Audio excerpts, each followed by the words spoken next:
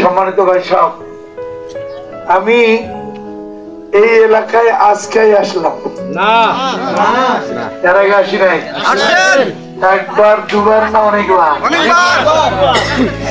আমি এই 4টা উপজেলার 23টা ইউনিয়ন, 3টা পৌরসভা, আমার জ্ঞান তো এমন কোন গ্রাম নাই যেখানে আমি যাই না, এমন কোন পাড়া নাই যেখানে আমি যাই না, এমন কোন মহল্লা নাই যেখানে আমি যাই না, এমন কোন রাস্তা নাই যে রাস্তা দিয়ে আমি চলি না। কোথায় ব্রিজ, কোথায় কালভার্ট, কোন গ্রামে জলাবদ্ধতা, পানি নামার ব্যবস্থা নাই, আমার নলেজে আছে। আমি কি শুধু সুখের সময়, মানুষের দুঃখের সময় কি একবারও পাশে দাঁড়াই নাই? আপনার কুষ্টিয়া পাড়ার ঝড়ের কথা মনে আছে? হিলিরডাঙ্গার সেই শিলাবৃষ্টির কথা মনে আছে? সেখানে মানুষ বিপদগ্রস্ত।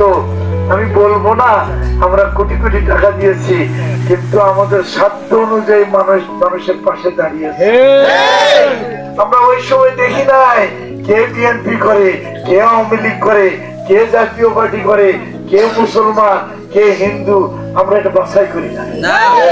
আমরা দেখেছি সৃষ্টির সেরা মানুষ।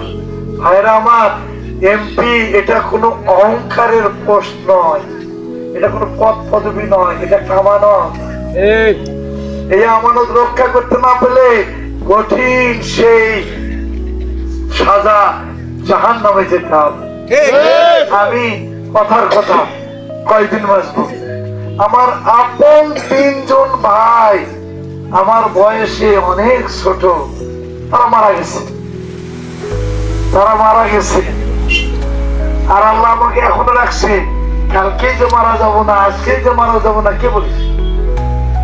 সুতরাং আমি যদি এমপি হই, আল্লাহ যদি করেন আপনাদের ভোটে, আর আমি যদি জনগণের সরকারি প্রতিষ্ঠানের সম্পদ আত্মসাৎ করি, আমার ঠিকানে জান্নাত না জাহান্নাম।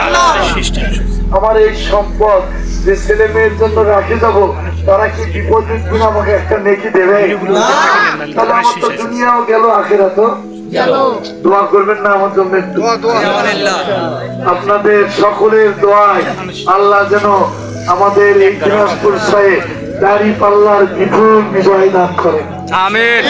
শুধু দিনাজপুর 6 নয়, সারা বাংলাদেশে ঢেউ উঠেছে। এবার 11 দলীয় জোট সরকার গঠন করবে, প্রধানমন্ত্রী হবেন আমাদের এই জায়গায়। আমাকে কি একটু ঠাঁই দেবেন না? ইনশাআল্লাহ কে দিবেন? একটু হাত তোলেন না।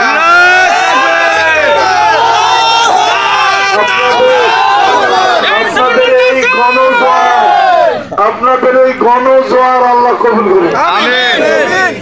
আজকে বড্ড মনে পড়তেছে আমাদের, আমি বিশ্বাস করুন, যখনই মনে পড়ে একসাথে প্রোগ্রাম করলাম হায়াতপুরে। আমি বক্তব্য দেওয়ার আগে উনি বক্তব্য দিলেন, রাত 10টায় আমি চলে গেলাম। অনেক তাফসীর মাহফিল ছিল ওইখানে, আর ফজরের আগে শুনলাম উনি মারা গেছেন। আজকে যদি উনি থাকতেন, বিশ্বাস করেন, ওনার কোনো সন্তান ছিল না, ওনার জীবনটাই দিনের জন্য ওয়াকফ করেছিলেন।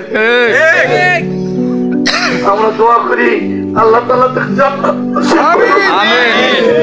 তার বিধবা স্ত্রী, তার বৃদ্ধ বাবা, তার ভাই, আপনজনকে আল্লাহ ধৈর্য ধারণের তৌফিক দান করুন। আপনাদের এখানে যে মাদ্রাসাটা, আল্লাহু আকবার, এই মাদ্রাসা, আপনাদের হাতে মসজিদ, আপনাদের এই দ্বীনি প্রতিষ্ঠানগুলো আল্লাহ যেন কিয়ামত পর্যন্ত কায়েম রাখেন। আমরা যেন আপনাদের সাথে থাকতে পারি। আল্লাহ হাফেজ। আসসালামু আলাইকুম ওয়া রাহমাতুল্লাহ।